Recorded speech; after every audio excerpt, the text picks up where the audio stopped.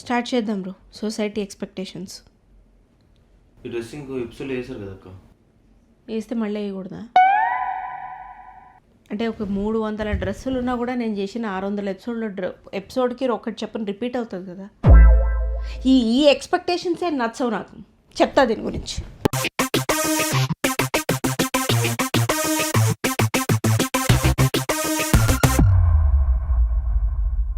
Society expectations. బా, ఇది అత్తగారి కన్నా ప్రమాదం. అంటే ఆవిడ ప్యాటర్న్ ఏంటో మనకు అర్థమవుతుంది. ఈ ఎక్స్పెక్టేషన్స్ ఉన్నాయి అని అర్థమవుతుంది. మావగారికి ఎక్స్పెక్టేషన్స్ ఉన్నాయి అని తెలుస్తుంది. ఓకే, మ్యాక్సిమం మారినా ఏ లెవెల్ వరకు మారగలరో మనకు ఒక అంచనా ఉంటుంది. కానీ ఈ సొసైటీ ఏదైతే ఉందో దీనికి ఎప్పుడు ఏం నచ్చుతుందో తెలియదు, ఎప్పటికీ ఏం నచ్చదో తెలియదు. ఇదే సింపుల్ లుక్ ఒక 2-3 వేల కోట్ల అధిపతి ఉంటే వేసుకున్న డ్రెస్సే వేసుకుంటే, కటింగ్ చీర కడితే, వేసుకున్న ప్యాంట్ షర్ట్ వేసుకుంటే, wow, so simple, amazing simplicity, అలా బతకాలి అని మాత్రం అనుకుంటారు. బతికి సావరు. మామూలుగా మధ్యతరగతి, ఎగువ మధ్యతరగతి వీళ్ళు మాత్రము ఈ సొసైటీయల్ ప్రెషర్స్ వల్ల మామూలు టార్చర్స్ అనుభవించట్లేదు. ఫస్ట్ అండ్ బెస్ట్ ఎగ్జాంపుల్ నేను ఏం చెప్తాను తెలుసా? పెళ్ళి, పిల్లలు, ఇల్లు. పెళ్ళి నీ చేసుకోవాలని ఉంటుంది, ఫలానా వ్యక్తిని చేసుకోవాలని ఉంటుంది, చేసుకోకూడదని ఉంటుంది. నా శాలరీ ఇంత, నేను ఈ లెవెల్ కల్లా మేనేజ్ చెయ్యలేను అని ఉంటుంది. నాకు అసలు పెళ్ళింత గ్రాండ్గా వద్దురా బై, నేను చాలా సింపుల్ వెడ్డింగ్ గుళ్ళో చేసుకుంటా, రిజిస్టర్ మ్యారేజ్ చేసుకుంటా, కోర్టు మ్యారేజ్ చేసుకుంటా అని ఉంటుంది. వచ్చేస్తుంది ఇంకా సొసైటీ. ఆ సొసైటీ ఎవరు? చుట్టాలు కానీ, ఫ్రెండ్స్ కానీ, ఇంటి పక్కన వాళ్ళు కానీ, ఎవరైనా సరే వాళ్ళు ఏమనుకుంటారు? ఫస్ట్ ఈ ఆలోచన పెళ్ళిగాని పిల్లలు మీరు మీ పేరెంట్స్కి చెప్పి చూడండి ఒకసారి. పేరెంట్స్ ఒపీనియన్ ఏంటో మనకు తెలియదు. నలుగురు నవ్విపోతారు.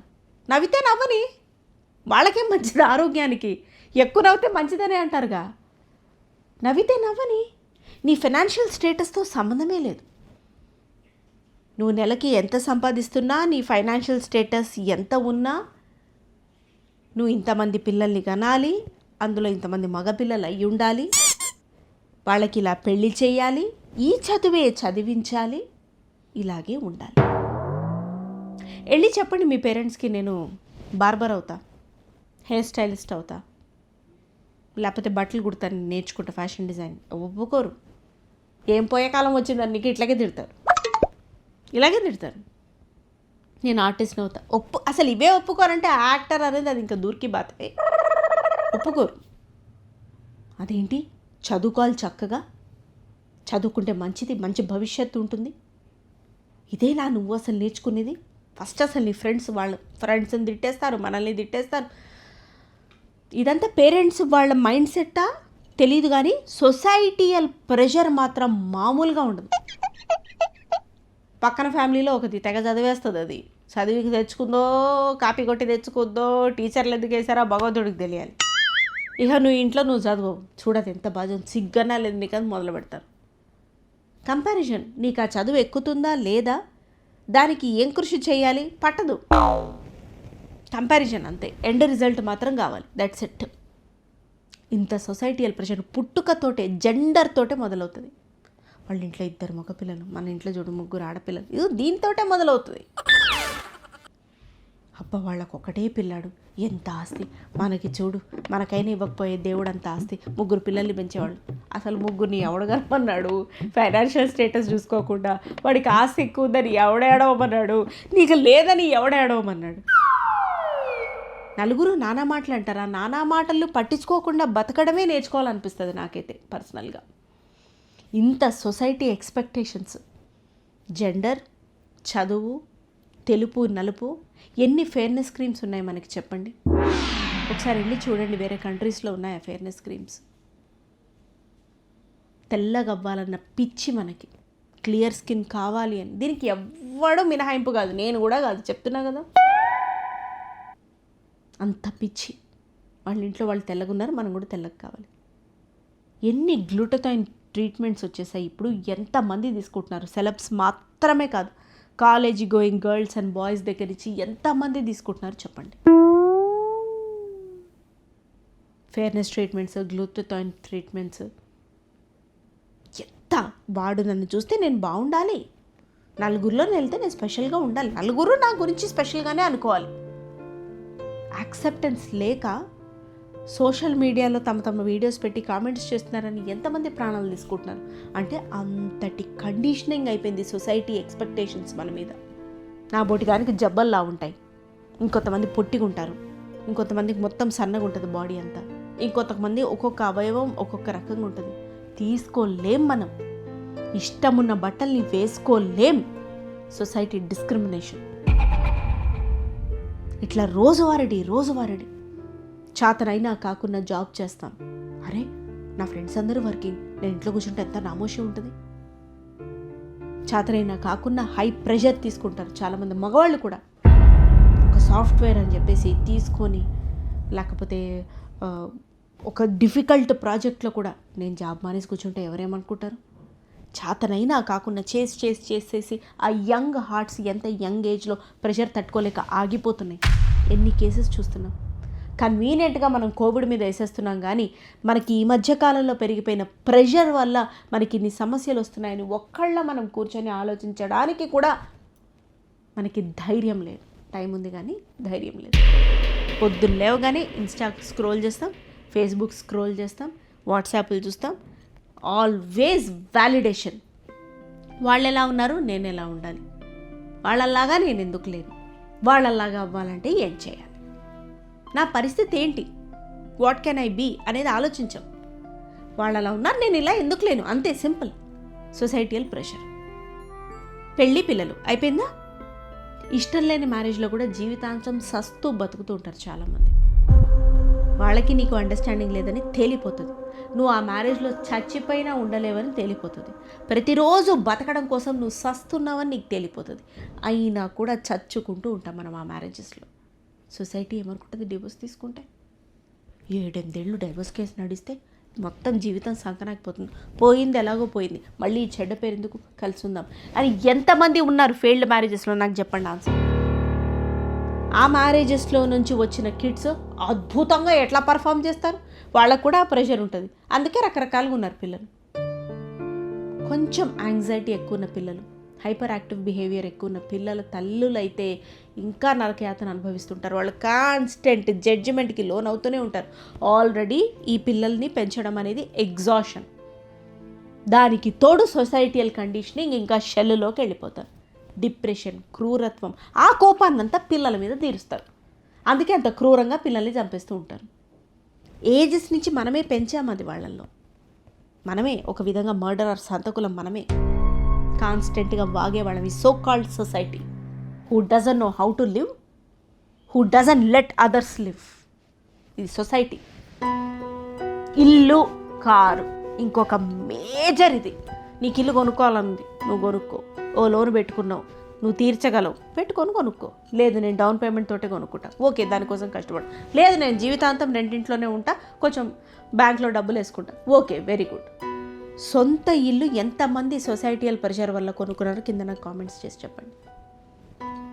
మళ్ళీ మామూలు ఇళ్ళు కాదు, మినిమం గేటెడ్ కమ్యూనిటీ, మన శాలరీతో సంబంధం లేకుండా 2 కోట్లు 3 కోట్లు వర్త్ ఇల్లులు, దానికి హైఫై ఇంటీరియర్స్, హైఫై గృహప్రవేశాలు, హైఫై రిటర్న్ గిఫ్ట్లు.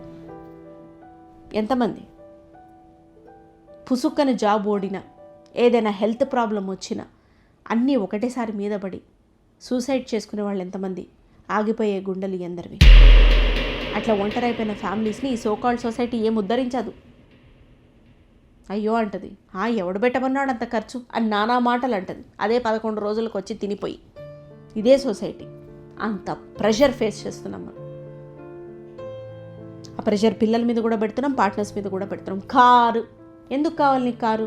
ఇక్కడి నుంచి ఒక దగ్గరికి వెళ్ళటానికి. నీకు డ్రైవింగ్ వచ్చు, ఓకే ట్రాన్స్పోర్టేషన్, ఓకే మినిమం మంచిది కొనుక్కో నీకు శాలరీకి తగ్గట్టు. ₹1,00,000 జీతం ఉన్నవాడు కూడా నెలకి ₹1,00,00,000 కారు బొమ్మలు చూస్తూ ఉంటాడు. కొనుక్కుందాం, ఏదా ఈఎంఐ 30,000 కదా, 15 ఏళ్ళు పెట్టేద్దాం, 40 ఏళ్ళు పెట్టేద్దాం అని చూస్తుంటాడు. ₹1,00,00,000 కారు. కారు డిప్రిషియేట్ అవ్వదా? పెరుగుతుందా వాల్యూ? ₹1,00,00,000 కారు 10 ఏళ్ల తర్వాత 10 కోట్లు అవుతుందా? డిప్రిషియేట్ అవ్వదా? అంత సెన్స్ లేదా? అమ్మితే ఎంత వస్తుంది? ఎప్పటికీ నడుస్తుందా కారు? ఇంకా దాన్ని అమ్మవా నువ్వు? అప్పుడు ఎంత వస్తుంది? నువ్వు ఎంత లాస్ అవుతున్నావు ఆలోచించవా? Societal pressure.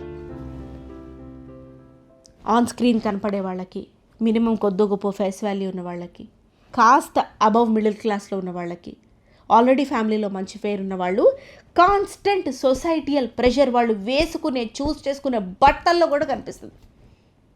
ధైర్యం చేసి ఒక కాటన్ కుర్తీ 299 వేసుకొని వెళ్ళలేరు. ఓ టీషర్ట్ వేసుకొని బయటికి వెళ్ళలేరు. ఒక చిన్న గెట్ టుగెదర్కి కంపల్సరీ 1,500 2,000 పెట్టి కొనాల్సిందే, మెయింటైన్ చేయాల్సిందే అటువంటి ఒక 20 జతలు. సొసైటీ ఏమనుకుంటుంది? వాళ్ళు అంటారు, వచ్చి కూడా అంటారు, అదేంటి ఇంత సింపుల్ డ్రెస్ వేసుకొచ్చావు, ఇలా ఉన్నావేంటి, పోతే పోయింది. వాళ్ళ తెలివి అంతే అని మనం రియలైజ్ అయ్యి ఫస్ట్ మారడం మొదలు పెట్టినప్పుడు సొసైటియల్ ప్రెషర్ తగ్గుతుంది. ఎంతమంది యాక్టర్స్ వాళ్ళ ఫైనాన్సెస్ మేనేజ్ చేసుకోలేక సతమతమవుతూ కూడా బయటకు వచ్చినప్పుడు అందరి ముందు మంచి కనిపించాలని నెయిల్స్ దగ్గర నుంచి చేసుకుంటారు. తిండి కూడా తినడం మానుకొని మొత్తం మెయింటైన్ చేస్తూ ఉంటారు. Because maintenance, constant judgement. Selfie అడిగిన వాళ్ళు అడిగేసి దిగేసి వెళ్ళిపోరు. ఈ సదరు ఫ్యాన్స్ కూడా బోడి బోడి బోడి ముండా ఫ్యాన్స్. అరే బాగా చిక్కిపోయారు, చాలా సింపుల్గా ఉన్నారు. ఎందుకు వచ్చావు ఫోటో తీసుకోవాలి, పోయి సావరాదా? ఎందుకు? ఎట్లుంటే ఎందుకు నీకు? అప్పుడు రాకు దగ్గరికి. అణువున కొన్ని వందల వేల సంవత్సరాల నుంచి ఉన్నటువంటి కంపారిజన్ ఈ ఒక్క వీడియోతో మారుతుందని అయితే నేనేం ఎక్స్పెక్ట్ చేయట్లేదు. కానీ ఆలోచన మారి ఫస్ట్ నేను నా స్థాయి ఏంటి, నా పరిస్థితి ఏంటి, నా స్థితి ఏంటి, అట్లా బతుకుతా ఫస్ట్ అని ఒక్క మైండ్ మారినా కూడా నేను ఇంతసేపు వాగిన పర్పస్ సాల్వ్ అయినట్టే. దయచేసి సొసైటియల్ ప్రెషర్లో ఇంకా మీరు బతకకండి, పిల్లల్ని బతకనివ్వకండి. ఎంతవరకు తగ్గించుకోగలరో తగ్గించుకోండి సొసైటియల్ ప్రెషర్ని. ఎంతవరకు మీ లిమిటో అంతవరకే ఉండండి. రిపీటెడ్ క్లోత్స్ వెయ్యండి, రిపీటెడ్ ఫుడ్ తినండి. ఒక దగ్గర కంఫర్ట్ ఫుడ్ ఉంటే, సింపుల్ లైఫ్ స్టైల్ అంటే సింపుల్గానే ఉండండి. ఇంటీరియర్స్ లేవా మీ ఇంట్లో, that's absolutely fine. How much you can afford అంతవరకే. ఇంటికి ఒంటికి ఆకలి ఎక్కువ, అది తింటనే ఉంటుంది, నువ్వు పెడుతూనే ఉన్నా అదేం ఆగదు. అది తెలుసుకోండి. What you can afford, how much you can work. If you have to say no blunt. అస్సలు సొసైటియల్ ప్రెషర్ని ఇక నుంచైనా మన మీద చూపించుకోకుండా బతుకుదాం. ఇంకొకటి, branded watches, branded bags, branded belts, shoes. ఎందుకు బ్రాండ్? అదే లెదర్ కదా, వాడేం బంగారం పెట్టి కుట్టాడు కదా 50,000 షూస్ అయితే. బ్యాగ్స్ అయితే అందులో ఇంకా ఆణిముత్యాలు, వజ్ర, మకుట, వైఢూర్యాలు ఏం పెట్టరు కదా. ఆడేదో బ్రాండ్ ఎస్టాబ్లిష్ చేసుకుంటే వాడి బొంద మీదకి 40,000 పెట్టి నువ్వెందుకు కొంటున్నావు? నువ్వు కొనాలి, కొనగలిగితే కొను. ఈ బ్రాండ్ వేసుకుంటే నేను నీ వాల్యూ అంటే కొనకు. అట్లాంటి ఇన్ఫ్లుయెన్సర్స్ని కూడా ఫాలో అవ్వకు. మీడియాలో ఉన్నదాన్ని నేను సాటిదాన్నే చెప్తున్నాను. Please don't do. అది మైండ్ని చాలా ఇంపాక్ట్ చేస్తుంది. వద్దు. ఇలా చెప్పుకుంటూ పోతే ఎన్నో, ఈ ఎపిసోడ్లో ఈ కొన్ని. Thank you for watching.